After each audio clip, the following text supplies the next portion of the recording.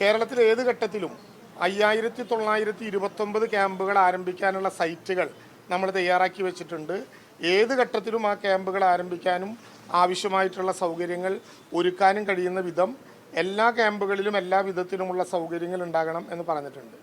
ജലാശയങ്ങളിൽ കുളിക്കുക, പുഴ ക്രോസ് ചെയ്ത് കിടക്കുക, വെള്ളത്തിൽ മറ്റു വിധത്തിലുള്ള ജലക്രീഡകളിൽ ഏർപ്പെടുക, കുട്ടികൾക്ക് സ്കൂൾ മുടക്കാണ്, വെക്കേഷനാണ്, മഴയായതുകൊണ്ട് പോകുന്നില്ല എന്ന് പറഞ്ഞ് വീടുകളിൽ തന്നെ സുരക്ഷിതരായിരിക്കുന്നതിന് പകരം ഏതെങ്കിലും വിധത്തിലുള്ള ജലാശയങ്ങളിൽ കളിക്കുന്നതോ ഇടപെടുന്നതോ ആയ സ്ഥിതി ഒരു കാരണവശാലും അനുവദിക്കരുത്. 28-ാം തീയതി വരെ തീരദേശത്ത് മത്സ്യത്തൊഴിലാളികൾക്ക് അതുമായി ബന്ധപ്പെട്ട മേഖലകളിൽ പോകുന്നത് വരെയുള്ള ഗൗരവങ്ങൾ നമ്മൾ പറഞ്ഞിട്ടുണ്ട്. നേരത്തെ പറഞ്ഞതുപോലെ മരത്തിൻ്റെ ചില്ലകൾ വീഴുന്നതും മരങ്ങൾ വീഴുന്നതുമായിട്ടുള്ള ധാരാളം അനുഭവങ്ങളുണ്ട്. ആവശ്യമായിട്ടുള്ള നിർദ്ദേശം കൊടുത്തിട്ടുണ്ട്. അതിനു പുറമെ ഉറപ്പില്ലാത്ത പരസ്യ ബോർഡുകൾ, ഇലക്ട്രിക് പോസ്റ്റുകൾ, കൊടിമരങ്ങ് തുടങ്ങി കാറ്റത്ത് വീഴാൻ സാധ്യതകളെല്ലാം തൽക്കാലം ഊരിവെക്കുകയോ കാറ്റും മഴയും ഏൽക്കാത്ത വിധത്തിൽ ബലപ്പെടുത്തുകയോ ചെയ്യാനുള്ള അടിയന്തരമായിട്ടുള്ള നടപടികൾ ഉണ്ടാകണം. വാഹനങ്ങൾ ഈ തരത്തിൽ അപകടമുള്ള സ്ഥലങ്ങളുടെ താഴെ പാർക്ക് ചെയ്യുന്ന സ്ഥിതിവിശേഷം ഉണ്ടെങ്കിൽ അതും മാറ്റണം എന്ന് നിർദ്ദേശിച്ചിട്ടുണ്ട്. 4 കേന്ദ്രങ്ങളിൽ ആവശ്യമായിട്ടുള്ള വാഹനങ്ങളും ഉപകരണങ്ങളും കേന്ദ്രീകരിക്കാൻ ജില്ലാ അതോറിറ്റിയോട് നിശ്ചയിച്ചിട്ടുണ്ട്. അതിൽ ഏറ്റവും പ്രധാനം ഇടുക്കി, വയനാടാണ്. ഈ 2 മേഖലകളിലും ചിലപ്പോൾ ചുരമിടിയുകയും അതുമായി ബന്ധപ്പെട്ട യാത്ര ദുസ്സഹമാകുകയും ഒക്കെ ചെയ്താൽ വേറെ ഒരു തരത്തിലുമുള്ള പുറം ലോകവുമായി ബന്ധപ്പെടാത്ത സ്ഥിതി ഉണ്ടാകാതിരിക്കാൻ ഇടുക്കി, വയനാട്, മലപ്പുറം, പത്തനംതിട്ട 4 ജില്ലകളിൽ അടിയന്തര ഘട്ടത്തിൽ ആവശ്യമായിട്ടുള്ള വാഹനങ്ങളും ഉപകരണങ്ങളും സജ്ജീകരിക്കാൻ ആവശ്യമായിട്ടുള്ള നിർദ്ദേശങ്ങൾ ഇതിനകം തന്നെ നൽകിയിട്ടുണ്ട്. ദേശീയ ദുരന്ത നിവാരണ അതോറിറ്റിയുടെ 8 സേനകൾ ഇപ്പോൾ സജ്ജമാണ്. കാസർഗോഡ്, വയനാട്, കോഴിക്കോട്, മലപ്പുറം, പാലക്കാട്, ഇടുക്കി, ആലപ്പുഴ, പത്തനംതിട്ട ഇങ്ങനെ 8 ടീമുകളാണ് NDRFിൻ്റെ ഭാഗമായി ഇപ്പോൾ നമ്മൾ വിന്യസിപ്പിക്കാൻ വേണ്ടി ശ്രമിച്ചിട്ടുള്ളത്. അവരെല്ലാം അതത് സ്ഥലങ്ങളിൽ കൃത്യമായി വിന്യസിപ്പിക്കപ്പെട്ടിട്ടുണ്ട്.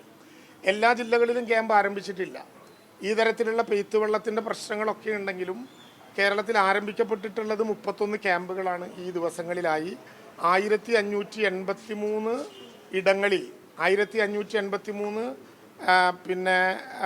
കുടുംബങ്ങൾ 1583 ആളുകൾ വിവിധ കുടുംബങ്ങളിലായി ഇവിടെ താമസിക്കുന്നുണ്ട് എന്നുമാണ് ഇപ്പോൾ കാണുന്ന ഒരു പ്രധാനപ്പെട്ട കാര്യം. കാറ്റൊരു വളരെ പ്രധാനപ്പെട്ട പ്രശ്നം ഞാൻ നേരത്തെ സൂചിപ്പിച്ചു. പടിഞ്ഞാറൻ കാറ്റ് കിഴക്കൻ കാറ്റുമായി മാറുന്നൊരു സ്ഥിതിവിശേഷം ഇന്നും നാളെയും മറ്റന്നാളുമായി നടക്കുന്ന ഈ പ്രകൃതി മാറ്റത്തിൽ ഉണ്ടാകും എന്നുള്ളതുകൊണ്ട് കാറ്റിൻ്റെ കാര്യത്തിലൊരു നല്ല ശ്രദ്ധയുണ്ടാകണം എന്ന് നേരത്തെ നമ്മൾ നിശ്ചയിച്ചിട്ടുണ്ട്. DDMA യോഗം, ജില്ലാ ദുരന്ത നിവാരണ അതോറിറ്റി യോഗം എല്ലാ ദിവസങ്ങളിലും ഒരു തവണയെങ്കിലും ഏറ്റവും മിനിമം കൂടണം. ആവശ്യമെങ്കിൽ രാവിലെയും വൈകുന്നേരവും കൂടി സ്ഥിതിഗതികൾ വിലയിരുത്തി പ്രിൻസിപ്പൽ സെക്രട്ടറിയുടെ മുമ്പാകെ നിർദ്ദേശം നൽകാൻ ആവശ്യമായ നടപടിക്രമങ്ങൾ ഉണ്ടാകണം.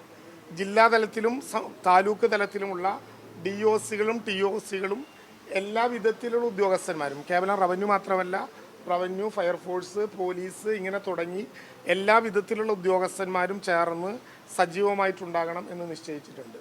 റവന്യൂ ഉദ്യോഗസ്ഥന്മാർ അവരുടെ അധികാര പരിധി എവിടെയാണോ അവിടെ തന്നെ ഇനി 3 ദിവസം നിൽക്കണം എന്ന് നിർബന്ധമായിട്ടുള്ള നിർദ്ദേശം കൊടുത്തിട്ടുണ്ട്.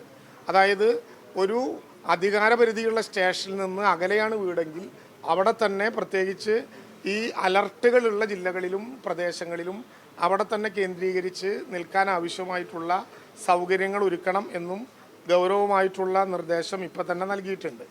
വയനാട്ടിലെ ചില സ്ഥിതിവിശേഷങ്ങൾ മാധ്യമങ്ങളിലൂടെ നമ്മുടെ മുമ്പിൽ ശ്രദ്ധയിൽപ്പെട്ടിട്ടുണ്ട്.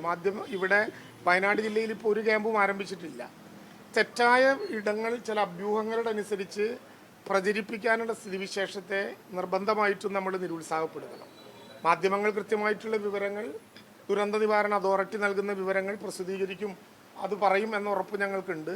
എന്നാൽ സോഷ്യൽ മീഡിയയിൽ ഉൾപ്പെടെ ഏതെങ്കിലും വിധത്തിൽ വരുന്ന കമൻറ്റുകൾ ഒരു കാരണവശാലും ഷെയർ ചെയ്യാനോ കഴിഞ്ഞകാല അനുഭവങ്ങൾ കാണിച്ച് അതുതന്നെ നടന്നുകൊണ്ടിരിക്കുന്നു എന്ന് പ്രഖ്യാപിക്കാനോ ഒരു കാരണവശാലും ശ്രമിക്കുന്ന സ്ഥിതിവിശേഷം ഉണ്ടാകരുത്. ബെയിലിപ്പാലം തകർന്നുപോയി എന്ന വിധത്തിൽ ചില പ്രചരണങ്ങൾ കഴിഞ്ഞ ഏതാനും മണിക്കൂറുകൾക്ക് മുമ്പ് നടന്നതായി ശ്രദ്ധയിൽപ്പെട്ടു. ബെയിലിപ്പാലത്തിൻ്റെ താഴത്തുള്ള ഏതെങ്കിലും വിധത്തിലുള്ള ചെറിയ ചില ഇളക്കങ്ങളുണ്ടെങ്കിൽ അത് സുരക്ഷിതമായി ഒരുക്കാൻ വേണ്ടിയിട്ടുള്ള നിർദ്ദേശം ഇപ്പം തന്നെ നൽകുന്നുണ്ട്. പട്ടാളവും അവർ തന്നെ പണിതതായതുകൊണ്ട് ആ സ്ഥലം സന്ദർശിക്കാൻ വേണ്ടിയിട്ടുള്ള നിർദ്ദേശങ്ങൾ കൊടുത്തിട്ടുണ്ട്. അവിടെ തെറ്റായ വിധത്തിൽ ആളുകളെ തെറ്റിദ്ധരിപ്പിക്കപ്പെട്ടത് കൊണ്ടുള്ളൊരു പേടി രാവിലെ ആളുകൾക്കുണ്ടായി. ഏതോ വിധത്തിലുള്ള റോഡോ മറ്റോ പണിയുന്നുണ്ട് എന്ന് കരുതി. അങ്ങനെ ഒരു റോഡും അവിടെ ഇപ്പോൾ പണിയുന്നില്ല. ULCC ഇപ്പോൾ ചെയ്തുകൊണ്ടിരിക്കുന്നത് ഡബ്രി മാറ്റലുമായി ബന്ധപ്പെട്ട ചില പ്രവർത്തനങ്ങളുടെ തുടർച്ച മാത്രമാണ്. ആ വിധത്തിൽ ഒരു പ്രയാസവും അവിടെ ഉണ്ടാകേണ്ട കാര്യമില്ല.